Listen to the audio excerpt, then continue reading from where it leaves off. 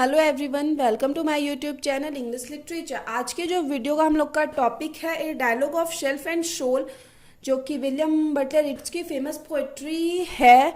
और इस वीडियो में हम ये डायलॉग ऑफ शेल्फ एंड शोल का मतलब समरी और एनालाइज पढ़ेंगे कि इस पोएम के थ्रू पोएट क्या कहना चाहते हैं और किस चीज़ की ओर फोकस करते हैं। तो ये TMBU मुंगेर यूनिवर्सिटी के लिए 2021 के लिए one of the most important question है।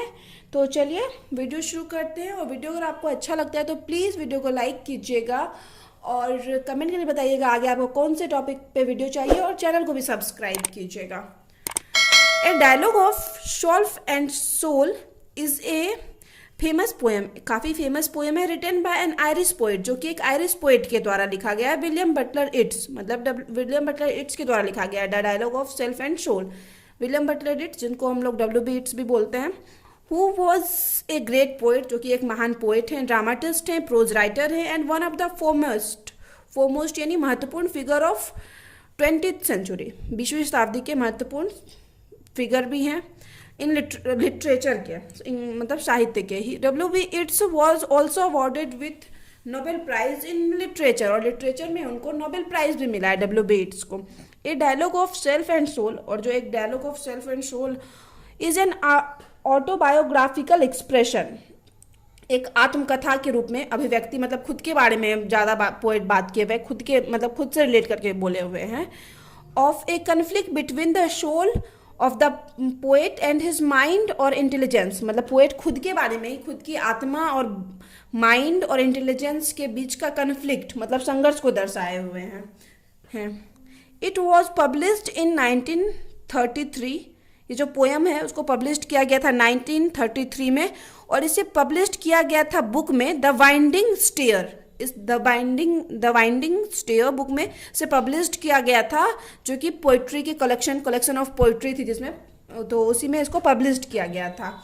And the rhyme scheme of the poem, और जो पोएम का राइम स्कीम है इस ABBACDDC। अब राइम स्कीम क्या होता है? राइम स्कीम का तो हिंदी होता है तुकबंदी, और इसको हम लोग जैसे इजी लैंग्वेज में समझेंगे तो जैसे हम लोग का बचपन वाला जो पोएम है ट्विंकल ट्विंकल स्टार, तो उसके एंड में जैसे स्टार आता है ना, how I wonder what you are, तो आर, तो ये जो स्टार आर हुआ, तो ये जो इसका राइम स्कीम हो जाएगा ना, तो ये AA हो जाएगा। और उसके बाद जो थर्ड लाइन आता है, up above the world so high like a diamond in the sky, तो हाई और स्काई ये दोनों सेम है एंड में, तो इसका हो जाएगा BB। तो यही हो गया राइम स्कीम। तो ये जो मतलब ये नॉर्मली हम लोग का जो बचपन वाला पोएम था उसका राइम स्कीम है AA और BB। तो उसी तरह जो प्रेजेंट पोएम हम लोग का a dialogue of self and soul, उसका राइम स्कीम है ABBACDDC।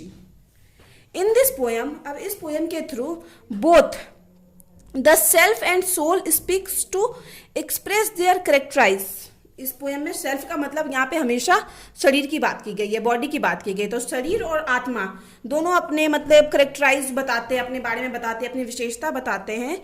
In the first stanza, पहले स्टैंजा में द सोल स्पीक्स, मतलब पोएट ही बोलते हैं, पोएट ही सारा चीज एक्सप्रेस करते हैं, सोल्स की मतलब विशेषता बताते हुए कहते हैं आत्मा की। Here it says that it is the one, कि यह मतलब वो है, who guides the body to make all the action, कि बॉडी को गाइड करती है कि क्या करना है और क्या नहीं करना है, वो आत्मा ही है जो बॉडी को गाइड करती है। Initially it says that I शमन, मतलब शुरू में वो कहते हैं कि मैं बुलाता हूँ, by this it makes the body to go towards the zigzag ancient stairs, कि प्रारंभ में जो यह शरीर है जो जिगजैग प्राचीन सीढ़ी की ओर ले जाता है।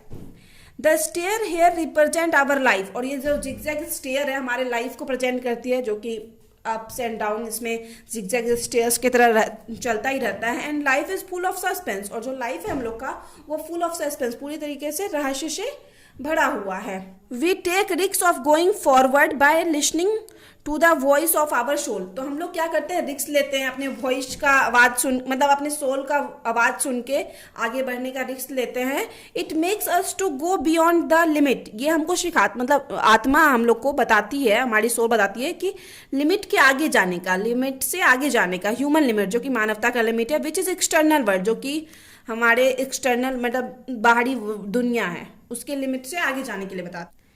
ए soul has power to getting together all our wandering thoughts.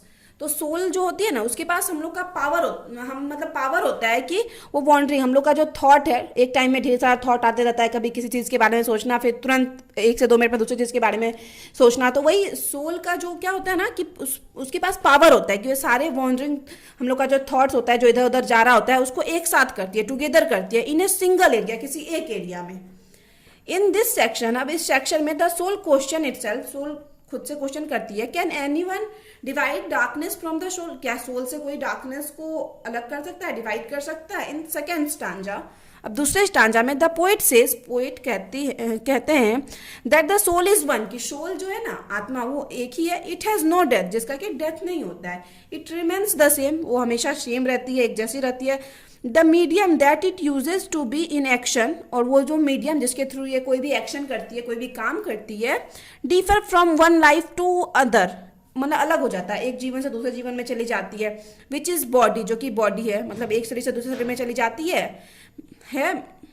The body might be different but the soul will remain the same, मतलब बॉडी जो होता है अलग अलग हो सकता है, लेकिन जो सोल होता है हमेशा एक जैसा ही होता है। Nobody has the hold of the soul, और कोई भी आदमी, कोई भी व्यक्ति जो होता है सोल को होल्ड नहीं कर सकता, सोल को होल्ड नहीं कर सकता, पकड़ के नहीं रह सकता। The soul itself is eternal, soul खुद से शाश्वत है, जिसका अंत नहीं हो सकता है। And the body is it's property, और बॉडी जो हम लोग का है वो उसकी प्रॉपर्टी है।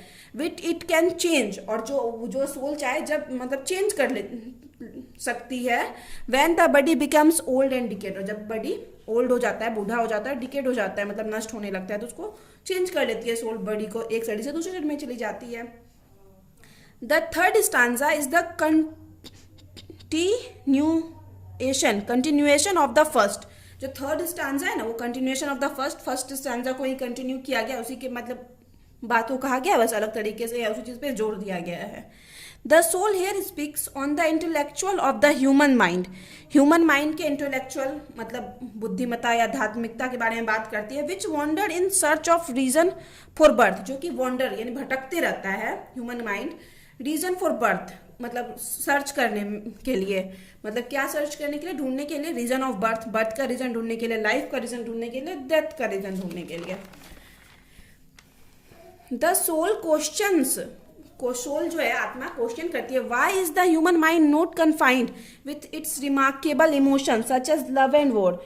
ये जो ह्यूमन माइंड है, मतलब मानव का जो दिमाग है, वो सिर्फ मानव मन प्रेम और युद्ध मतलब लव एंड वॉर पे ही मतलब इज कन्फाइंड, क्यों, मतलब लव और वॉर तक ही सीमित क्यों नहीं है, इस मतलब यहाँ तक ही इसका लिमिटेशन क्यों नहीं है। वाई इट इज वॉन्डरिंग इधर एंड टाइटर, ये क्यों मतलब इधर और उधर मतलब हमेशा वॉन्डरिंग इधर से उधर करते रहती है टू गेट आंसर पाने के लिए, क्यों जन्म हुआ है, क्यों बर्थ हुआ है, क्या करना है, ये सब आंसर पाने के लिए ह्यूमन माइंड क्यों इधर से उधर भटकते रहती है, क्यों इसका मतलब एक ही वो नहीं है कि जैसे मतलब प्रेम और युद्ध ही इसका, यहाँ तक ही ये ह्यूमन माइंड सीमित क्यों नहीं है। The soul tries to get together all this wandering thoughts, जो सोल होती है आत्मा, वो सारे वॉन्डरिंग थॉट्स को फिर से एक साथ लाने की कोशिश करती है इन द फर्स्ट स्टांजा में ही। द फोर्थ स्टांजा, जो फोर्थ स्टांजा है, is the connection of the second stanza. Fourth stanza का कनेक्शन सेकेंड स्टांजा से है।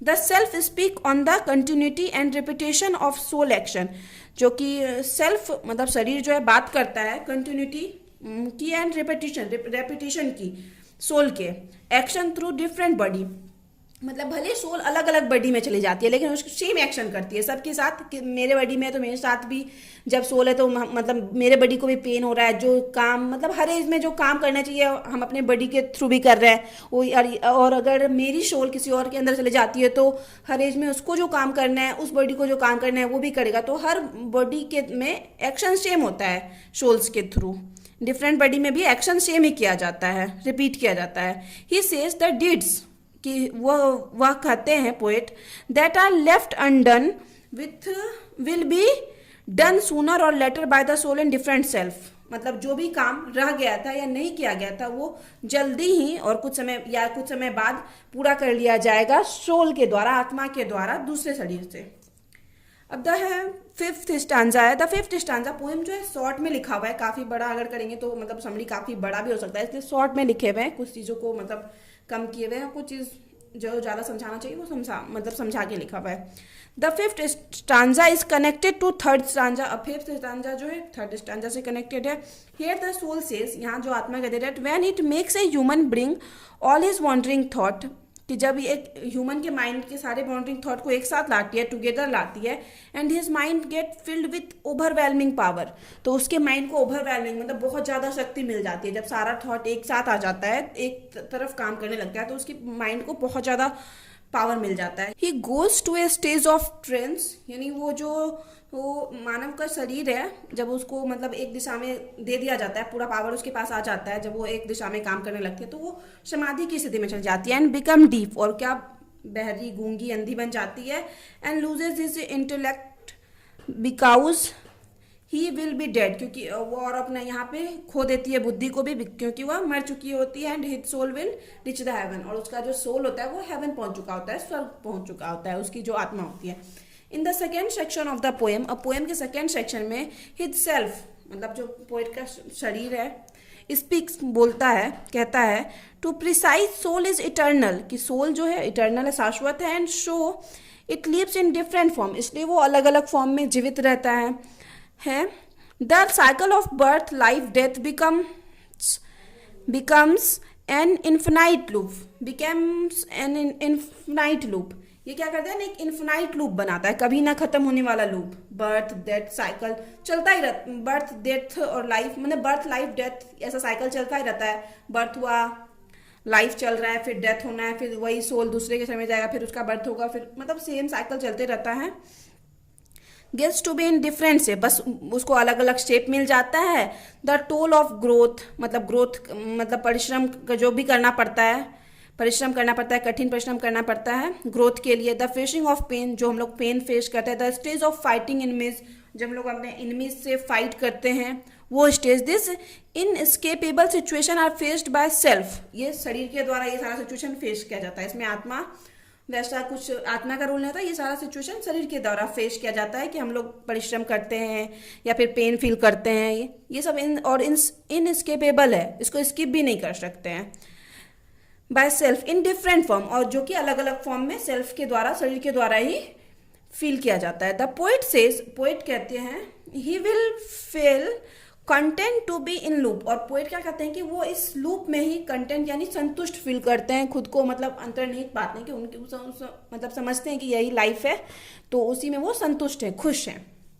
उसके बाद है एट लास्ट, अब अंत में, the main theme of this poem is an affirmation of earthly life. Main theme जो है पोएम का वो है कि हमको अफर्मेशन देती है, जानकारी देती है अर्थली लाइफ के बारे में, जीवन पे जो धरती पे जो हम लोग का लाइफ चल रहा है उसके बारे में।